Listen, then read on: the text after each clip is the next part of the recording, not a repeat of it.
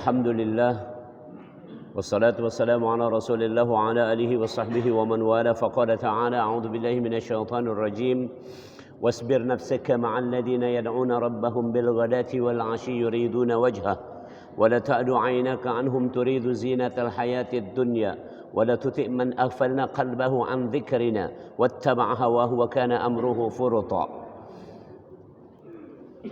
Hari itu Rasul sedang duduk bersama 6 orang.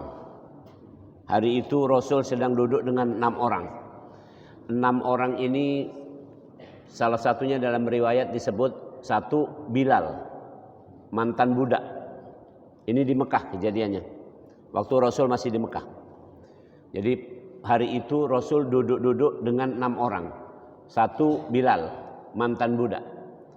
Kedua Khabbab bin Al-Arth, orang miskin. Ketiga Sa'ad bin Abi Waqqas, juga orang sederhana. Keempat, kelima, keenam dalam riwayat nggak disebut, ada 3 orang lagi miskin. Jadi galo-galo orang yang bersahaja, 6 orang ini sedang duduk bersama Rasul dalam majelisnya Rasul. Datanglah rombongan pembesar, konglomerat, jenderal segala macam datang. Nih, datang kemudian mereka mengatakan kami mau dalam majelismu Muhammad, karena mereka belum masuk Islam waktu itu. Tapi tolong 6 orang itu diusir dulu. Nah, perhatikan kalimatnya. Tolong 6 orang itu diusir dulu. Karena kami tidak selepel nak duduk sama mereka. Nih, maka turunlah firman Allah ini tadi. Tolong camkan nih. Turunlah firman Allah ini. Wasbir nafsaka ma'al ladina yad'una rabbahum bil ghadati wal 'ashyi yuriduna wajhah.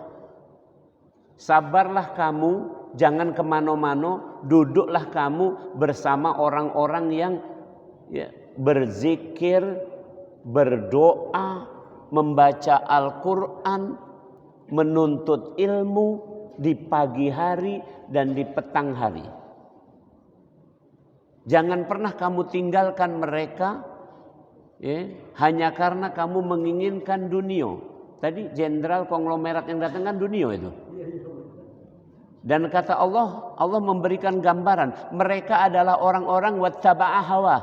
Orang-orang yang memperturutkan hawa nafsu. Wa kana amruhu furuta. Urusan mereka adalah urusan rusak. Bahasa Plembangnya gawe rusak. Nah, jadi aku datang ke sini nih sabar sama kamu, tapi kamu bukan levelnya Bilal, Khabbab, Bilal sama Khabbab segala macam tadi, wong-wong bersahaja. Sementara aku pagi ini duduk bersama orang-orang top. Benar? Artinya inilah yang nak kita sabar. Sampai kapan? Kata-kata duduk dalam hakikat pengajian, duduk artinya sabar, tidak tegak. Namanya duduk, tidak tegak. Kalau tegak bangkit berarti kamu nak pergi. Jadi jangan pernah meninggalkan majelis. Dalam tafsirnya ayat itu ada 3. Satu, yang dimaksud duduk adalah duduklah bersama orang yang berzikir. Subhanallah, alhamdulillah, Allahu akbar. Duduklah sama mereka. Yang kedua, duduklah bersama orang yang sedang membaca Al-Quran. Ada bacaan-bacaan Al-Quran di majelis itu, duduk. Duduklah di majelis orang takziah. Duduklah di majelis orang lagi ada akikah. Duduklah dalam majelis-majelis yang dibacakan Al-Quran. Itu maksudnya. Duduk yang kedua di situ. Duduk yang ketiga adalah duduklah di taman-taman surga, yaitu thalabul ilm. Bima kuntum tu'alimunal kitab wa bima kuntum tadrusun. Karena mereka belajar dan mengajar. Duduk di situ kita. Nah, ini renungan awal di pengajian kita subuh ini. Jadi jelas apa kedudukan kita ini. Cogok-cogok ini kata para sahabat, hayya najlisu nu'minu sa'atan. Ayo kita duduk-duduk ini dalam rangka mempersiapkan hari akhir. Oke, itu satu. Yang kedua, Allah Subhanahu wa taala dengan sangat lembut sudah mengingatkan kita sebelum terlambat. Perhatikan kalimatnya, sebelum terlambat. Mari kita rontokkan segala sesuatu, ya, kita luruhkan segala sesuatu, kita buang segala sesuatu yang mengganggu pikiran dan hati kita. Jernih kita ke sini. Ya, jernih kita dalam duduk ini tadi apa? Tiga. Duduk tadi apa? Aktivitasnya tiga kan? Satu apa tadi? Zikir. Dua, baca Quran. Tiga, ilmu. Tiga ikut ini. Ini tidak akan masuk kecuali pikiran dan hati dibuka. Yang lain buang dulu.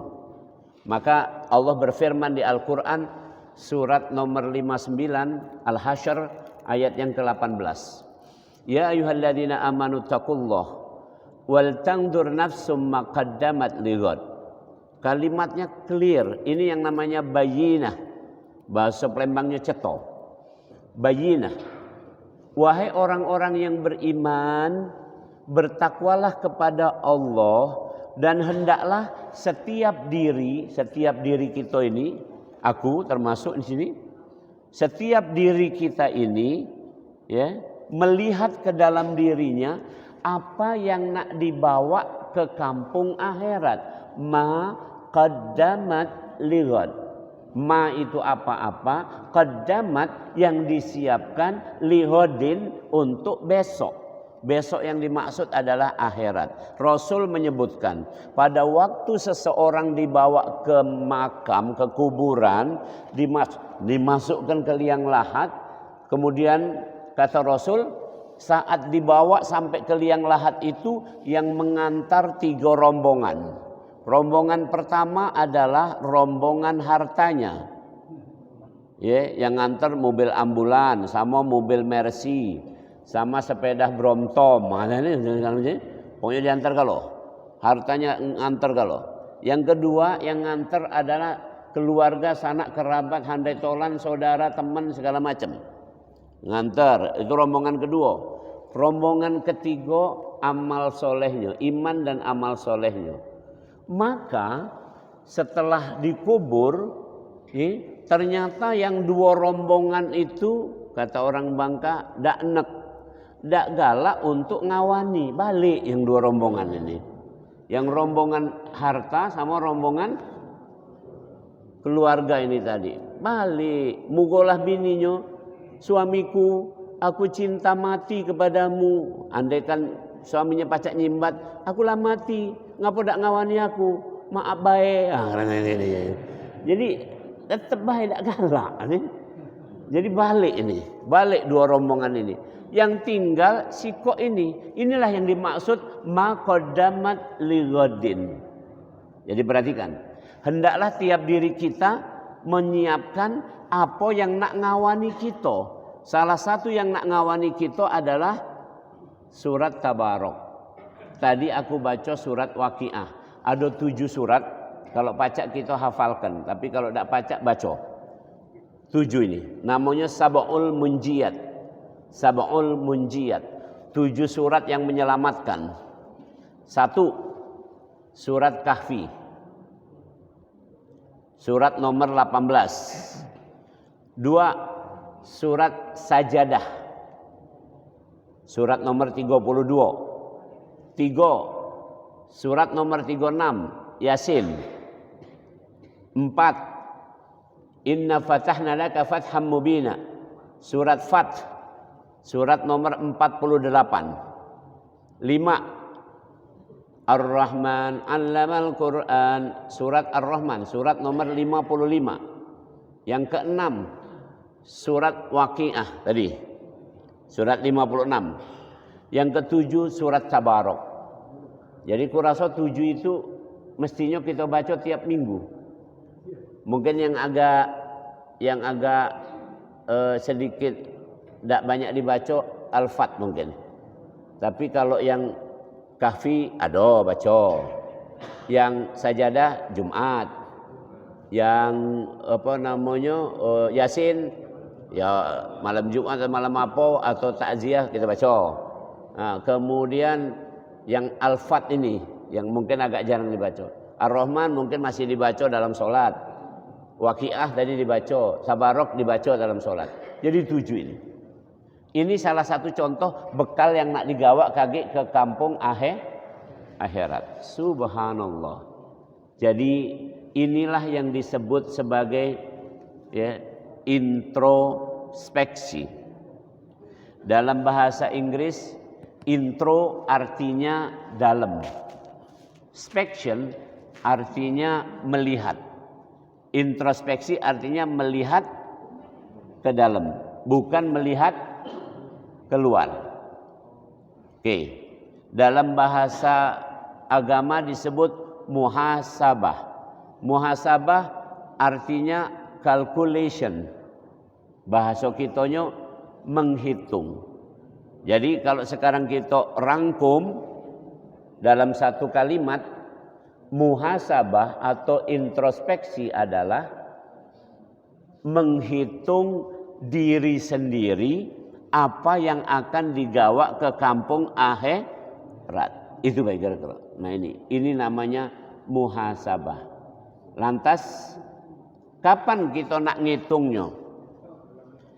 Menghitung atau muhasabah ini tadi ada 4 tempat. Silahkan 4 tempat ini. 1, setiap akan tidur. Setiap menjelang tidur. Tadi malam nak tidur itu kan wudhu dulu kita.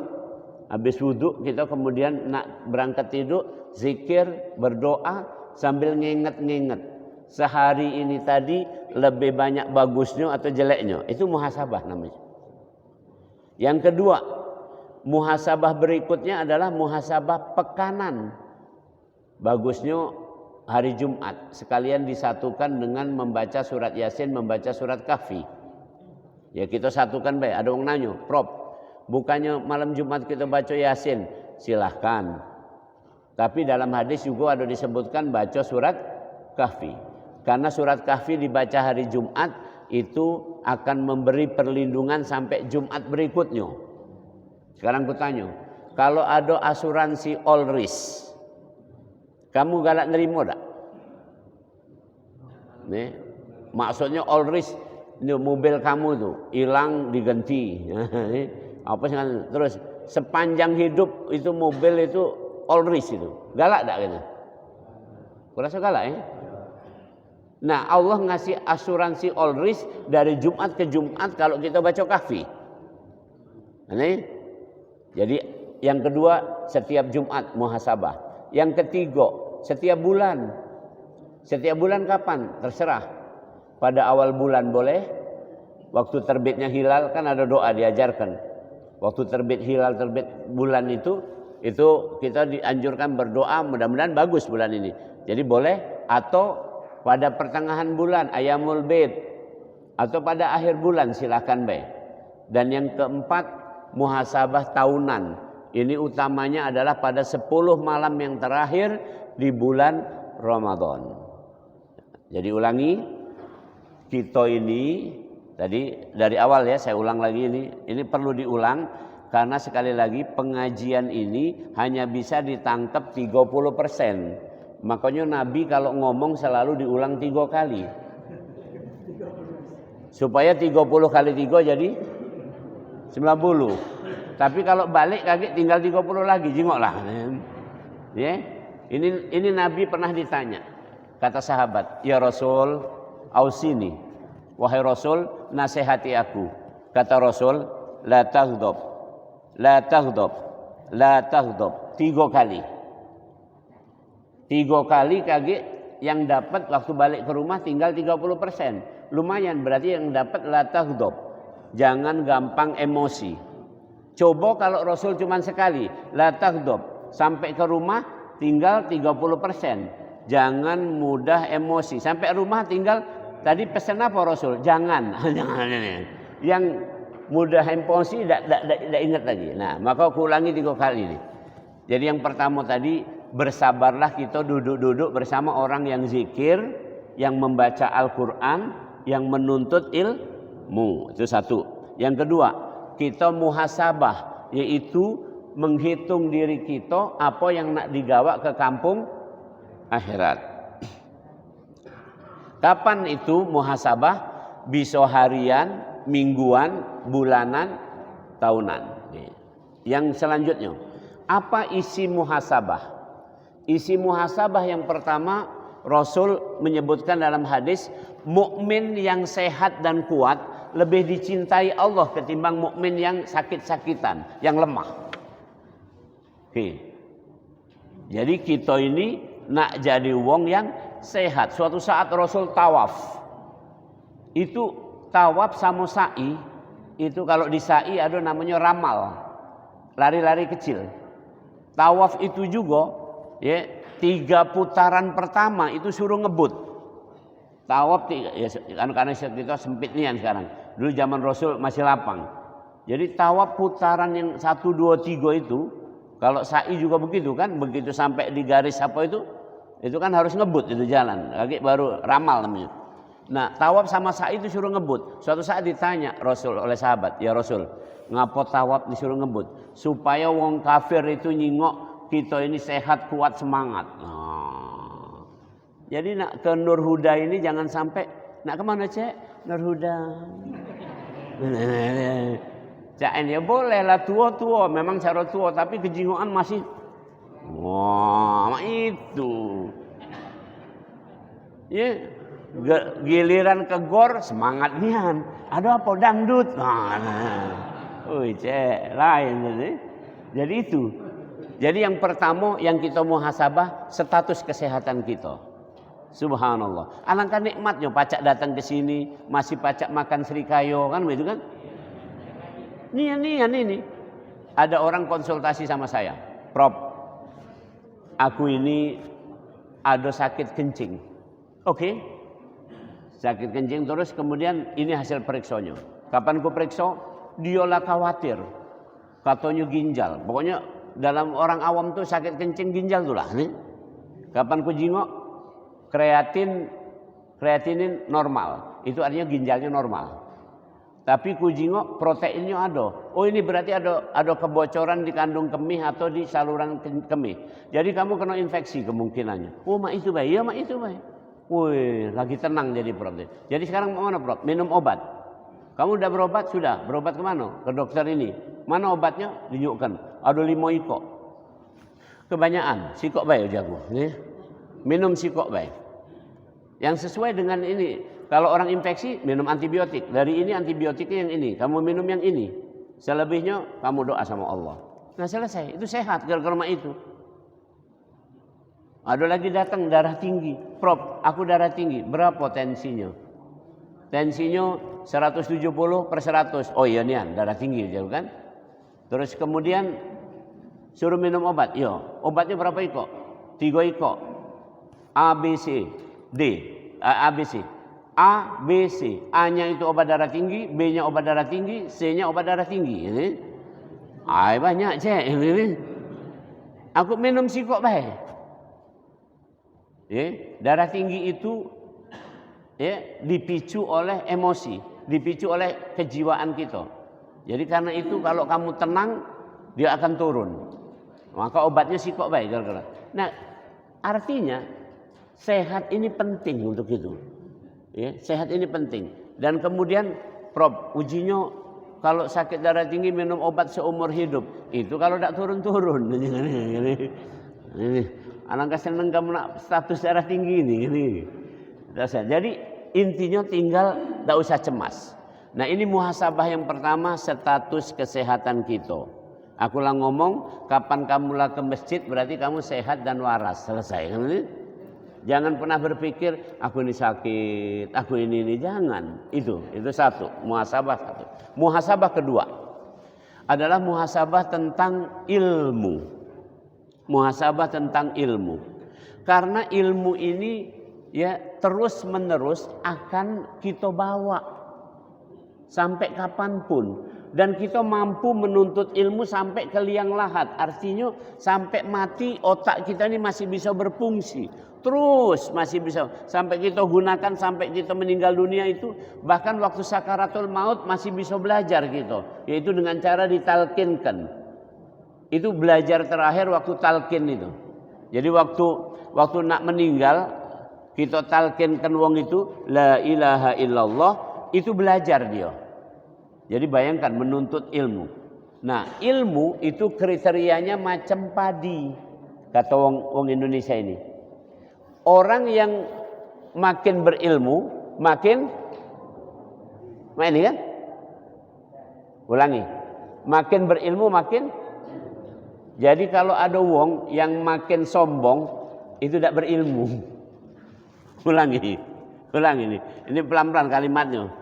Ini sebenarnya kalimatnya ini kasar, tetapi kita bikin lembut nih. Jadi kalau ada orang yang merasa cukup, ar-ra'ahustahna, merasa cerdas, ngaku pinter, itu sama dengan padi yang tegak ini. Berarti padi itu belum ada isi. Kalau sudah mulai ada isi kan dia akan tunduk. Isinya tambah banyak, tunduk tambah matang. Nah ini kan, paham ya? Bahkan kadang-kadang kalau matangnya terlalu besar, patah ini apa nih? Batang padi ini. Tidak kuat menampung ini. Dan orang yang makin berilmu akan makin merasa bodoh. Perhatikan kalimatnya ini. Orang yang makin punya ilmu makin merasa bodoh. Ini bukan omongan aku. Sekarang omongan wong manusia dulu yang bukan muslim. Omongannya Steve Jobs. Steve Jobs yang pendiri Apple. Steve Jobs itu bapaknya muslim. Bapak Steve Jobs itu muslim. Bapaknya muslim tapi ibunya Amerika. Konon bapak ibunya masuk Islam juga. Tapi kemudian karena dia miskin, anak ini, bapak ibunya ini menikah pada waktu masih mahasiswa. Kemudian Steve Jobs itu diadopsi oleh orang Amerika. Maka diunjuk nama Steve itu. Nah, Steve Jobs ngomong ini. Ini sebagai orang cerdas ya, orang berilmu. Apa kata Steve Jobs? Still hungry, still foolish, still green. Itu kata-kata Steve Jobs. Tetaplah merasa lapar akan ilmu. Bukan lapar godo-godo ini, bukan ini. Tetaplah lapar akan ilmu. Tetaplah hijau. Kalau hijau berarti belum matang. Tetaplah still foolish, ngerasa bodoh. Perhatikan, bukan bodoh, merasa bodoh. Jadi kalau kita makin berilmu, makin ditanya, mak mano cek, masih butuh banyak belajar aku ini. Nah, itu berarti wong yang memang berilmu. Tapi kalau mak mano cek, ayo pecahnya lah cukup ini. Tenang itulah, gampang itulah. Pendek bacaannya. Nah, kacau. Hati-hatilah gitu. Nah, ini muhasabah yang kedua, ilmu. Makin kita tahu ilmu, makin banyak tak tahu gitu. Makin banyak ilmu, makin banyak tak tahu. Sampai kita mengatakan Rabbana ma khalaqta hadza batila subhanaka faqina adzabannar.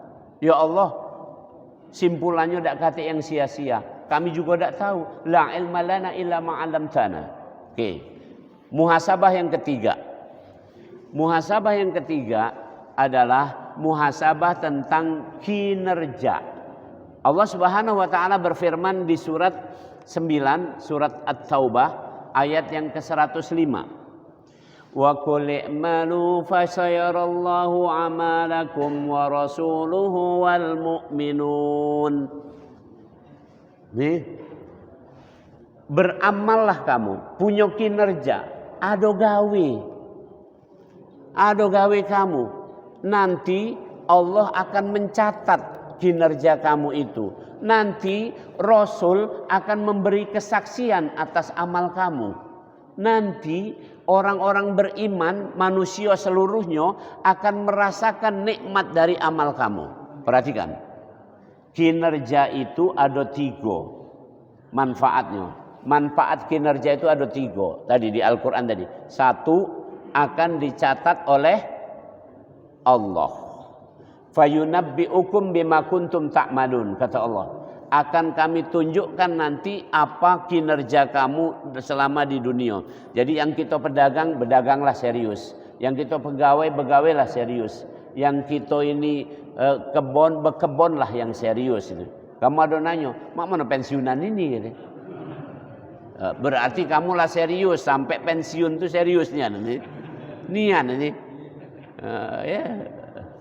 Nian itu serius nian, berarti begawe itu sampai teko pensiun nanti.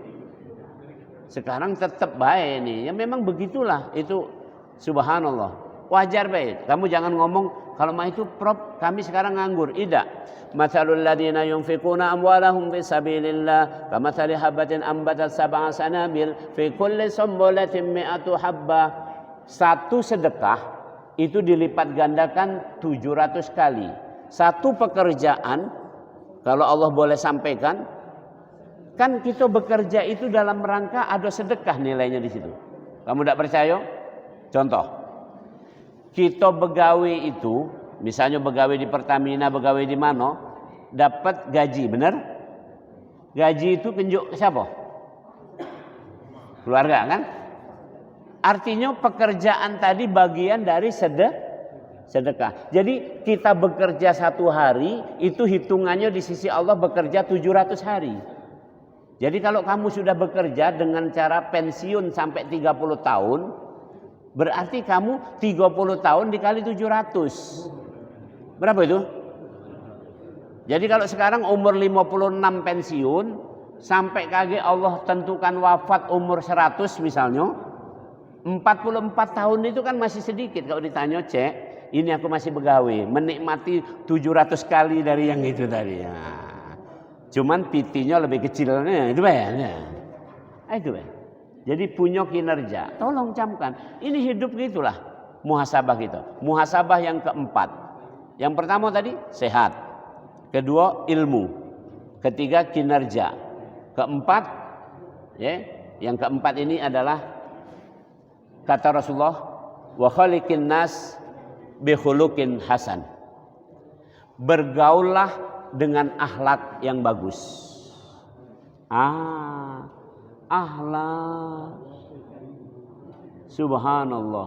Aku, ini contoh, ini belak-belakan beda papo supaya inget-inget lah, supaya inget-inget nih. Nih, aku mohon doanya be. Ada 2, sikok lah. Tapi ini kabarnya 2, tapi doanya sikok ini mohon doa. Tahun 2016 aku terpilih jadi dekan kedokteran Unsri. Kemudian entah karena sebab apa, aku juga tidak tahu, aku lananya juga tidak dijawab, aku tidak dilantik. Nih, ringkas cerita, aku diminta jadi direktur rumah sakit Pusri. Aku langsung ke sana jadi direktur rumah sakit Pusri. Setelah itu setahun kemudian, karena aku pingin amanah, fokus, concern, maka aku ngajukan pensiun dari Unsri supaya pacak total pindah ke situ. Aku ngajukan pensiun, tidak pula dilurui dengan serius. 2019, setahun kemudian, karena tidak katik keterangan apapun, aku mengajukan batal pensiun, nak minta balik lagi. Sejak itu sampai mak ini hari, balik tidak boleh, ngajar tidak boleh, pindah tidak boleh, pensiun tidak boleh. Kira-kira mak itu. Bahasa Plembangnya digantung statusnya. Nih, aku dengar terakhir ini lagi disiapkan aku nak dipecat. Nih, tapi tidak jadi masalah. Ini manusiawi baik. Nah, aku sedang menyiapkan, mohon doa baik, nak majukan ini ke pengadilan. Karena itu kan. Sebenarnya aku tidak galak itu kan. Karena yang alaihissallah bi ahsanil hakimin itu hanya Allah. Cuman gawe mak ini nak dilurui gara-gara mak itu. Artinya apa? Saya mau ini pergaulan. Apalah masalahnya? Kan aku masalahnya mudah aja. Aku kalau nak ditanya, mungkin bapak ibu kan ada anak-anaknya yang murid-murid kedokteran. Tanyalah sama anak kamu. Apakah Prof Yuwono itu menyebalkan di Unsri apa tidak? Tanyalah, boleh tak aku balik ke Unsri gitu? Kalau ditanya seluruh mahasiswa untuk aku rasa setuju mereka aku balik situ lagi. Aku cuma minta sekarang ini, apakah aku balik lagi ke sana? Apakah pensiun? Apakah tadi pindah? Tiga-tiga itu tidak kasih jawaban. Kan mudah, itu akhlak. Ini soal akhlak. Mak mano soal akhlak. Ini bergaul. Ini contoh di luar ya. Contoh kita juga. Aku mohon maaf kita sesama kita ini, makanya jangan ada keles.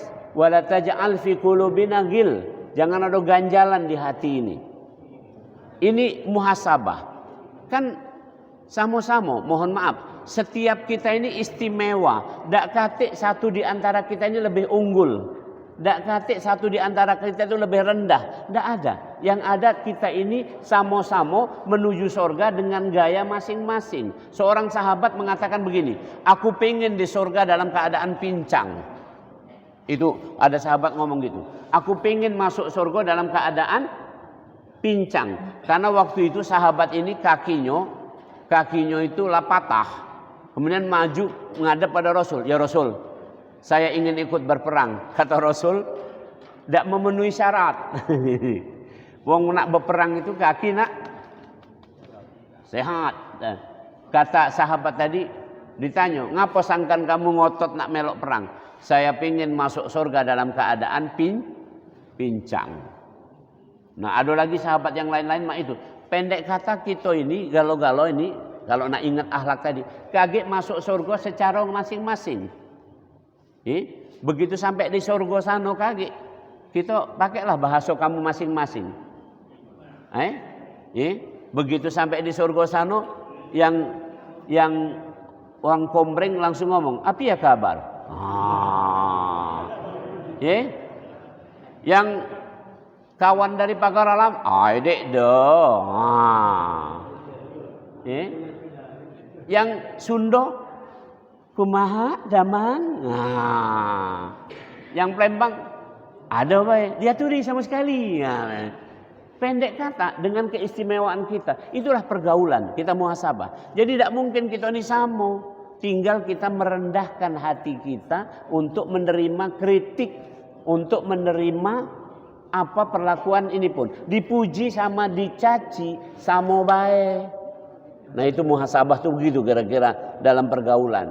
Dipuji jangan medok, dicaci jangan mundur. Ini kan kita begitu dipuji rajin ke masjid. Begitu diomong, cek pecahnya kamu tuh kurang dalam hal ini. Tidak ke masjid lagi. Ini merajuk. Maka kalau bahasa Palembang yang keterlaluan ada. Merajuk itu kalau masih anak-anak biasa. Tapi merajuk tua itu yang namanya. Masya Allah. Hadirin, itu yang keempat. Muhasabah yang keempat. Muhasabah yang kelima. Muhasabah yang kelima disebutkan di Al-Quran di surat 57 ayat 16. Ayat alam ya'ni lilladzina amanu an takhsha'a qulubuhum li dzikrillah wa ma nazzala minal haq. Yaitu sejauh mana kita sudah khusyuk dalam ibadah dan sejauh mana kita mengikuti langkah-langkah yang diturunkan Allah di Al-Quran. Tadi aku baca surat Waqiah, tadi ada bunyinya itu, mengerikan itu. Afa bihadzal hadithi antum mudhinun wa taj'aluna rizqakum annakum tukadzibun falaula idza balagatil hulqum wa antum hina idzin tanzurun wa nahnu aqrabu ilaihi minkum walakin la tubsirun falaula in kuntum ghaira madinin tarji'unaha in kuntum shadiqin. Apa itu kalimatnya? Apakah kamu yang sudah diberikan harta ini, justru harta itu kamu gunakan untuk menghalangi orang ibadah? Itu kira-kira. Membaca Al-Quran, pengajian. Kan ada yang dengan harta itu menghalangi untuk ibadah. Ada juga kisahnya. Makanya Al-Quran mengatakan begitu. Kalau memang seperti itu, mari kita buktikan. Ini ada orang mau meninggal dunia. Kembalikan nyawanya kalau kamu bisa mengembalikannya. Itu kata Allah. Itu ringkasnya ayat tadi bunyinya begitu. Mengerikan. Sampai pertanyaannya kan begini, apa bihadzal hadithi antum mudhinun wa taj'aluna rizqakum annakum tukadzibun. Apakah dengan segala sumber daya, kecerdasan, kekuasaan, harta benda, keterkenalan kamu gunakan untuk menghalangi orang ibadah? Nah sekarang sama untuk kita yang level-level kita ini, apakah gara-gara jabatan kita, harta, kedudukan, tempat tinggal kita ini, kita tidak rajin ibadah? Kan keterlaluan. Mohon maaf. Ini masjid lah bagus, ambalnya lah hijau. Ini ambal surga ini hijau ini. Loh ini nih warna surga kata Rasul hijau. Kamu teko beber hijau juga sih. Cat luar tuh hijau juga hijaunya. Ini surga nian lah gitu. Ya cuman surga tidak mak ini lebih lagi mantapnya nih. Cuman maksudnya ini ya kal jannah, pecak-pecaknya. Nah. Inilah hijau mak ini. Keterlaluan kalau di komplek ini ada wong yang belum datang ke sini. Nian ini. Andaikan kata Rasul, andaikan mereka tahu khasiatnya ibadah, mereka akan datang ke masjid ini merangkak. Jadi andaikan mereka tahu yang sudah di kursi roda itu minta tolong sama keluarganya. Tolong dorong aku ke masjid. Ini muhasabah yang kelima adalah muhasabah tentang ibadah. Apakah kita sudah khusyuk sampai level itu atau belum? Dan yang terakhir hari ini kita muhasabah tentang usia. Aku pernah ngomong, usia adalah waktu yang sudah kita habiskan di dunia. Aku lahir tahun 71. Berarti usia aku yang sudah ku habiskan 51 tahun. Ya kan? Nah itu. Oke. Umur adalah waktu yang akan kita dapat sampai kita mati. Maka umur tidak ada yang tahu. Jadi mulai pagi ini jangan sekali-kali nanya umur sama kawan. Itu sama bae nyuruh mati. Cek, umur kamu berapa? 3 tahun. Berarti 3 tahun lagi mati. Nah, hati-hati ini. Hati-hati ini. Tapi yang benar cek, usia kamu berapa? 51. Berarti lah 51 malang melintang di sini. Di dunia ini. Tapi umur terserah Allah. Nah ini yang kita muhasabah. Apa yang kita muhasabah? Usia kita 50 tahun ini dihabiskan untuk apa? Itu. Yang muhasabah.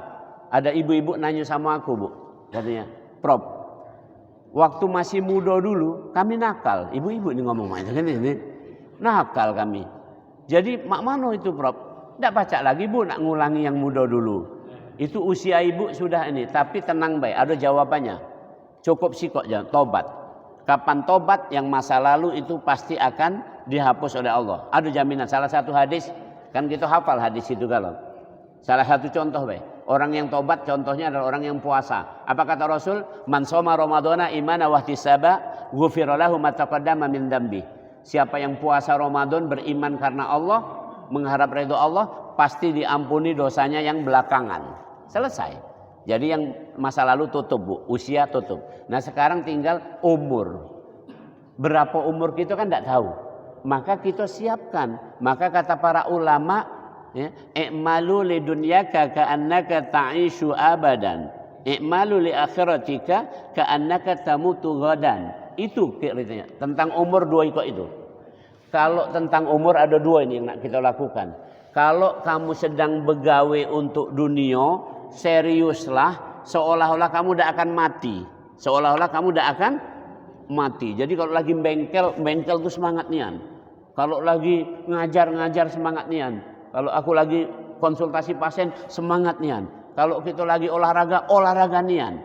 Itu pesannya tentang umur. Mumpung masih ada umur. Nah yang kedua, kalau sedang amal dunia, amal akhirat, sedang sholat tadi, rasakan itu sholat terakhir. Jadi subuh ini tadi sholat terakhir.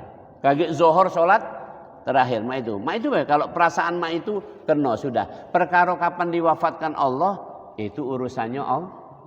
Subhanallah. Demikian hari ini kita sudah belajar tentang muhasabah. Inti pelajaran hari ini muhasabah, tapi pengantarnya tadi adalah bersabar bersama orang-orang yang zikir, membaca Al-Quran dan belajar atau menuntut ilmu. Tafadhol kalau mungkin ada respon atau pertanyaan, masih ada waktu cak 10 menit sampai jam 6.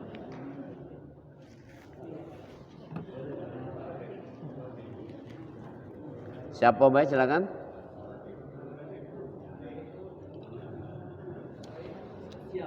Pak Latif selalu ada anu ya. Ayo, bagus. Assalamualaikum warahmatullahi wabarakatuh. Pertanyaan yang pertama, seandainya kita mati, rohnya itu dibawa kemana dan siapa yang membawa? Benarkah orang yang meninggal itu mengetahui siapa saja yang mengantar ke tanah kubur? Benarkah setiap malam Jumat almarhum atau almarhumah akan datang ke rumah keluarganya? Sementara itu dulu Ustaz. Terima kasih. Assalamualaikum warahmatullahi wabarakatuh. Waalaikumsalam.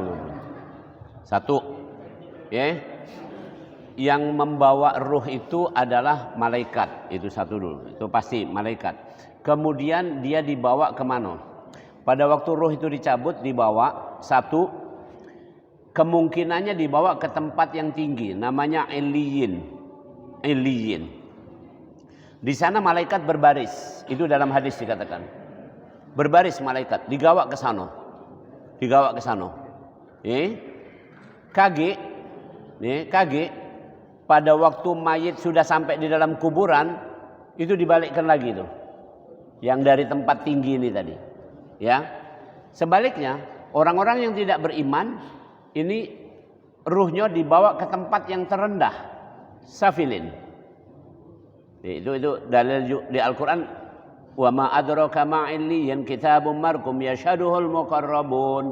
Itu di yang illiyin, yang safilin juga ada. Ya. Illal ladzina amanu wa amilus sholihah yang surat Wat-Tin itu kan. Tsumma radatnahu asfala safilin.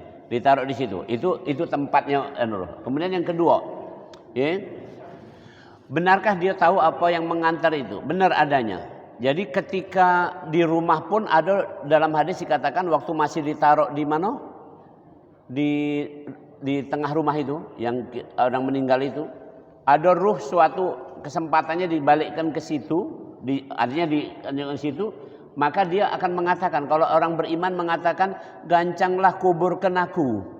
Nah, gancanglah kuburkan aku. Tapi kalau yang kafir, nak dibawa kemana ini katanya. Nah, maka dia menyaksikan untuk itu, tapi dia tidak pacak nyimbat lagi. Menyaksikan tidak pacak nyimbat lagi. Atas izin Allah dia diizinkan menyaksikan, tapi tidak pacak nyimbat lagi. Nah, kemudian yang ketiga tadi, malam Jumat dia balik tidak pacak. Tidak pacak. Jadi yang terjadi adalah dia berada di suatu tempat, tapi dia menanti-nanti. Namanya fi barzah la yabghun. Di surat nomor 23. Di alam barzah yang berdinding, tidak bisa ditembus. Yang mungkin ada kejadian, yang ada orang balik lagi. Ini kejadian juga kalau aku dewek pernah menyaksikan, ya, tapi itu bukan di ini. Aku pernah suatu saat tinggal sama ibu aku, ya, berdua sama ibu aku, ya. Ibu aku sudah wudhu, kemudian aku wudhu, ya. Kemudian kami sholat. Tahu-tahu kami dengar ada yang wudhu lagi masih. Kami dengarnya ada yang wudhu lagi. Siapa yang wudhu itu? Di rumah ini kami berdua. Nanti kira-kira itu. Jadi ada di antara kita ini udah disebutkan juga, ya, dalilnya sahih. Setiap kita ada ditunggu oleh korin. Selain malaikat yang nunggu kita ini korin. Korin adalah jin. Jin itu karena hafal dengan jadwal kita. Jadi misalnya mohon maaf. Suatu saat Prof Yuwono sudah wafat. Tahu-tahu di tempat wudhu sana ada mirip, kamu jengok mirip Prof Yuwono. Itu korin dulu. Karena dia hafal nih. Prof Yuwono kalau wudhu mah ini, kalau ngomong mah ini. Cak dengar suara Prof Yuwono nih. Itu korin. Tapi kalau dia balik malam Jumat apa itu balik tidak. Cuman mohon maaf nih, perhatikan kalimatnya. Setiap doa yang dilantunkan, setiap bacaan Quran yang diperuntukkan, setiap sedekah yang diberikan atas nama mayit itu sampai ke tempat dia. Jadi tidak perlu mayitnya itu datang, itu enak nih. Jadi memang dalam bahasa bahasa Rasul, ya, waj'alil hayata ziyadatan li, ya, min kulli khair. Jadikan hidup ini tambahan kebaikan. Waj'alil mauta rahatan li. Jadikan kematian adalah istirahat. Jadi kalau orang sudah mati, orang mukmin itu istirahat, tinggal nerimo bonus. Cuman ingat-ingat, bonus itu ada 3, kan kita masih ingat. 1 sedekah jariah, 2 ilmu yang bermanfaat, 3 anak soleh. Jadi dia tinggal duduk, tidak usah nak balik lagi malam Jumat itu, duduk di sana. Duduk di aman kan tadi apa namanya? Yang tinggi tadi apa? Alien. Duduk di alien sana. Kamu nak ku ceritakan, ada sikok lagi mal, bahkan ada dalam hadis dikatakan bahkan di alien nih, mohon maaf di alien yang ditempatkan alien kan mulia berarti ini. Tadi yang di alien itu ada 2. Kalau tidak ashabul maimanah muqarrabin. Nah, ini yang di alien itu mereka ngobrol rupanya. Bisa ngobrol. Kalau disafilin tidak pacak ngobrol. Soalnya kena godam terus kan ini. Tapi yang di alien pacak ngobrol. Salah satu obrolan mereka adalah wa minhum may yantadhir. Ya, wa minhum man qadha nahbahu. Yaitu mereka menanti-nantikan siapa lah nyusul lagu ini. Salah satunya yang membuat Fatimah, ibu-ibu, Fatimah putri Rasul tersenyum waktu Rasul ngomong apa coba? Kalau Rasul tunjuk tahu ini, tapi kalau kita tidak. Waktu Rasul mau meninggal dunia, Rasul kan kepayahan, berkeringat. Akhirnya Rasul minta banyu. Tolong ambilkan banyu, ada baskom ini, baskom kecil ini, tunjuk banyu, Rasul celupkan tangan situ, beraup. Saking beratnya. Fatimah ngomong, wahai ayah begitu beratnya. Tidak lagi kaget. Terus kemudian suatu saat Fatimah dibisiki oleh Rasul, nak meninggal itu. Fatimah senyum, ditanya, ngapo? Kata Rasulullah, Fatimah menceritakan, setelah Rasul yang nak nyusul aku. Jadi senang Fatimah itu, dan benar. Beberapa bulan kemudian Fatimah meninggal. Jadi kalau Rasul tunjuk tahu dulu bahwa nanti ada. Nah kalau yang kita kaget Kak Haji, kita ngobrol dulu di sana kaget. Kita ngobrol dulu di alien sana, kita ngobrol-ngobrol. Siapalah yang di top itu yang nak nyusul kita. Nah karena ini kira-kira itu ngobrol ini. Nah tapi cukuplah duduk di situ, kiriman datang terus. Kue datang, ya bukan kue mak ini ya, artinya ini kan sedekah jariah kamu. Nah, maka datang itu, cek ini yang tanggal 3 September. Yang susu apa? Bandrek ada. Nyampe ke sini amal itu sedekah jariah. Ilmu yang bermanfaat. Aku lah ngajar, cek ini yang pelajaran kamu tahu tanggal 3 September itu. Ini doa anak yang soleh, bergetar itu, nangis gitu kan. Makanya subhanallah, kalau berdoa itu dalam bahasa Inggris mesti afirmasi, affirmation. Nah, affirmation. Kalau dalam bahasa Rasul namanya ihsan. Mesti dibayangkan. Jadi kalau kita lagi berdoa, Allahumma firli dunubi wali walidaya. Bayangkan wajah kedua orang tua. Itu maksudnya. Itu namanya afirmasi. Jangan Allahumma firli dunubi wali walidaya. Yang terbayang artisnya enggak. Yang terbayang tuh wong tua. Dia sedang ada di sana. Maka pernah dengar enggak? Banyak para ulama. Nih, para ulama cerita. Ini kita belajar baik. Kadang-kadang kapan kita buka Ikhtisar Ihya Ulumuddin. Ya, Imam Ghazali. Itu banyak di antara orang-orang di alam barzah sana. Itu tadinya ya, ini ada hadisnya sahih juga. Ini tadinya orang itu kuyu mak ini di alam barzah sana diceritakan. Ruhnya ini tadi. Kuyu, sedih mak itu. Tahu-tahu waktu berikutnya dijenguk bajunya bagus, rapi, seger. Kenapa? Karena anaknya mendoakan.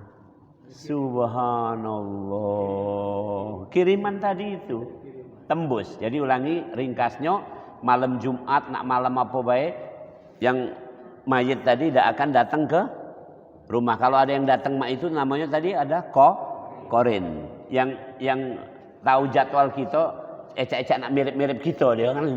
Nah, yang selanjutnya, yang justru sebaliknya, kita duduk baik di alam iliyin sana, kaget datanglah sedekah jariah, ilmu yang bermanfaat, anak yang mendoakan. Sambil kita nunggu-nunggu siapa yang nak nyusul. Tapi kita tidak punya level seperti Rasul. Kalau Rasul langsung nunjuk kabar, yang nak nyusul setelah aku ini Fatimah.